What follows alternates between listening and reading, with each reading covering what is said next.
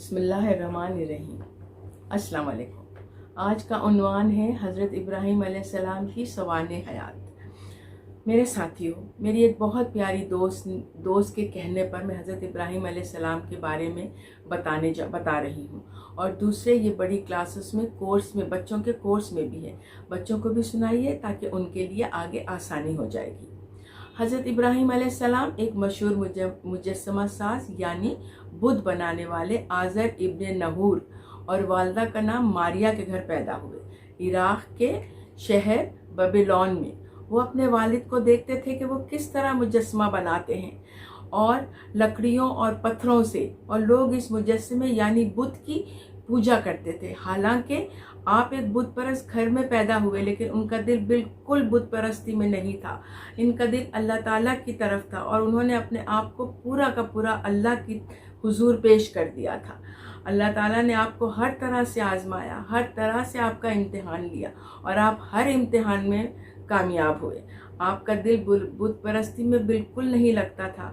آپ کی ولادت نمرود کے زمانے میں ہوئی۔ آپ کی ولادت سے پہلے نمرود نے ایک خواب دیکھا۔ اس خواب میں اس نے دیکھا کہ ایک ستارہ چھوٹا سا اور بہت روشن ہے اور بہت چمک رہا ہے۔ اس کی روشنی کے آگے چاند اور سورج کی روشنی بھی ماند پڑ گئی ہے۔ تو وہ بہت حیران ہوا۔ اس نے پھر خواب کی تعبیر بتانے والوں کو بلایا اور بولا کہ میرے اس خواب کی تعبیر بتائیں۔ تو ان لوگوں نے کہا کہ ایک لڑکا آنے والا ہے، اس کی ولادت ہونے والی ہے، وہ آگے چل کے آپ کا تخت و تاج ختم کر دے گا۔ یہ وہ ستارہ وہ لڑکا ہے۔ یہ سن کر نمرود گھبرا گیا۔ اس نے فوراً اعلان کرایا کہ جو لڑکا پیدا ہو ان دنوں اس کو قتل کر دیا جائے۔ آپ کی والدہ ماریا نے جب یہ اعلان سنا تو وہ پریشان ہو کر وہ نکل کر ایک کسی غار میں چلی گئی تاکہ کسی کو پتہ نہ چلے آپ کی ولادت کے بارے میں۔ وہ وہاں جا کے وہیں پہ رہیں اور وہیں آپ کی اس غار میں ولادت ہوئی۔ اس کے کچھ عرصے بعد جب آپ تو بڑے ہوتے گئے تو اس کے بعد نمرود نے آپ کو بلایا، کیونکہ نمرود کو پتہ چلا کہ آپ بتوں کو سجدہ نہیں کرتے ہیں۔ تو نمرود نے آپ کو بلایا۔ آپ آ کر نمرود کو بھی آپ نے سجدہ نہیں کیا، تو پوچھنے پر بتایا کہ میں سجدہ صرف اپنے پروردگار کے سوا میں کسی کو نہیں کرتا۔ نمرود نے پوچھا تمہارا پروردگار کون ہے؟ آپ نے فرمایا میرا خدا وہ ہے جو مردے کو جان بخشتا ہے اور زندوں کو بے جان کر دیتا ہے اور مشرق سے آفتاب نکالتا ہے۔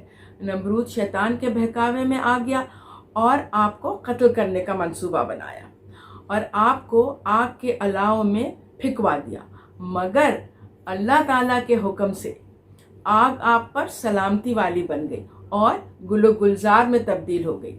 یہ دیکھ کر نمرود کی بیٹی اسلام لے آئی، آپ پر ایمان لے آئی۔ پھر کچھ عرصے بعد آپ کی شادی حضرت سارہ سے ہو گئی جو آپ کے قبیلے کی تھی۔ آپ حضرت سارہ کے ساتھ مصر پہنچے تو مصر کے بادشاہ فرعون نے حضرت سارہ پر غلط نگاہ ڈالی۔ اس کے غلط نگاہ ڈالنے سے اللہ تعالیٰ نے اس کی آنکھیں اندھی کر دی، آنکھیں اندھی ہوئی۔ چنانچہ فرعون نے توبہ کر کے حضرت سارہ کو ایک کنیز عطا کی جن کا نام ہاجرہ تھا۔ حضرت ابراہیم اپنی بیوی سارہ اور کنیز ہاجرہ کے ساتھ فلسطین سے ہوتے ہوئے شام پہنچے۔ وہاں کے لوگوں کو شریعت سکھائی اور اللہ کی عبادت کے لیے ایک قبلے کی دعا کی۔ تو حضرت جبرائیل علیہ السلام بہشت سے ایک پتھر لا کر بیت المقدس کی جگہ رکھ دیا، جسے ہم حجر اسود کہتے ہیں، جو کعبے پر لگا ہوا ہے۔ حضرت سارہ نے اپنی کنیز ہاجرہ سے حضرت ابراہیم علیہ السلام کا نکاح کروا دیا۔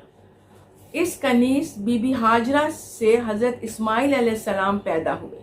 حضرت سارہ نے پھر اللہ سے دعا کی اور بیٹے کی خواہش کا اظہار کیا، تو اللہ تعالیٰ نے ان کی دعا سن لی اور حضرت اسحاق علیہ السلام پیدا ہوئے حضرت سارہ سے۔ پھر ایک دن حضرت ابراہیم پر اللہ تعالیٰ کا حکم نازل ہوا کہ بی بی ہاجرہ اور حضرت اسماعیل علیہ السلام کو ایک چٹیل میدان اور گرم ریگستان میں چھوڑا جہاں پانی بھی نہیں ہے۔ حضرت ابراہیم علیہ السلام نے اللہ تعالیٰ کے حکم کی تعمیل کی اور بی بی ہاجرہ اور حضرت اسماعیل علیہ السلام کو چھوڑ آئے اس گرم ریگستان میں جہاں کوئی نہیں تھا، نہ آدم نہ آدم زاد۔ پھر اس جگہ بی بی ہاجرہ بچے کے لیے پانی کی تلاش میں بھاگتی پھر رہی تھی کہ وہاں اللہ کے حکم سے پانی کا چشمہ جاری ہو گیا، جسے ہم آب زمزم کہتے ہیں، جو آج حرم شریف میں کعبے کے قریب ہے، اور جس جگہ بی بی ہاجرہ بھاگ رہی تھیں اس جگہ کو صفا و مروہ کہتے ہیں، اور جہاں ہم سعی کرتے ہیں۔ پھر ایک دن حضرت ابراہیم علیہ السلام نے خواب دیکھا کہ کوئی ان سے کہہ رہا ہے کہ اپنے بیٹے اسماعیل کو اللہ کی راہ میں قربان کر دو۔ آپ فوراً تیار ہو گئے اور اللہ کی راہ میں قربان کرنے کے لیے، اور حضرت اسماعیل کو ایک جگہ لے جا کر لٹا دیا، اور ان کے گلے پر چھری پھیرنا ہی چاہتے تھے کہ اللہ کے حکم سے اس جگہ ایک دمبا لٹا دیا گیا، اور چھری اس کے گلے پہ چڑھ گئی اور وہ قربان ہو گیا، اور حضرت اسماعیل علیہ السلام کو ہٹا دیا گیا۔ اس کے بعد سے عید قربان کی رسم کا آغاز ہو گیا۔ اللہ تعالیٰ کو حضرت ابراہیم کو سزا نہیں دینا تھا، بلکہ آپ کو آزمانا تھا، اور آپ اللہ کی ہر آزمائش میں پورے اترے۔ پھر اس کے بعد حضرت ابراہیم علیہ السلام کو جب تعمیر کعبہ کا حکم ہوا تو آپ نے حضرت اسماعیل علیہ السلام کے ساتھ خانہ کعبہ کی تعمیر کی، اور آج ہم لوگ کعبے کا طواف کرتے ہیں، زمزم پیتے ہیں، حج اور عمرہ کرتے ہیں۔ اللہ تعالیٰ نے حضرت ابراہیم علیہ السلام کے دونوں بیٹے حضرت اسماعیل علیہ السلام اور حضرت اسحاق علیہ السلام کی نسل سے متعدد انبیاء تشریف لائے۔ حضرت اسحاق کی اولادوں میں جو پیغمبر تشریف لائے ان کے نام یہ ہیں: حضرت یعقوب علیہ السلام، حضرت یوسف علیہ السلام، حضرت موسیٰ علیہ السلام، حضرت سلمان علیہ السلام، حضرت یحییٰ علیہ السلام، حضرت داؤد علیہ السلام، حضرت عیسیٰ علیہ السلام۔ یہ سب پیغمبر بنی اسرائیل سے تھے۔ اب حضرت اسماعیل علیہ السلام تو عربوں کے پرکھوں میں سے تھے، اور سب سے بڑی بات کہ حضرت محمد صلی اللہ علیہ وسلم آپ حضرت اسماعیل علیہ السلام کی اولادوں میں سے ہیں۔ اب آپ سب کو معلومات مل گئی ہوں گی کہ حضرت ابراہیم علیہ السلام کی نسل سے بے شمار انبیاء بھیجے گئے۔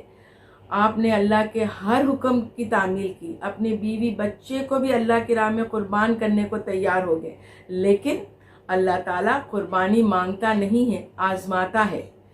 یہ شان ہے میرے رب کی۔ آمین۔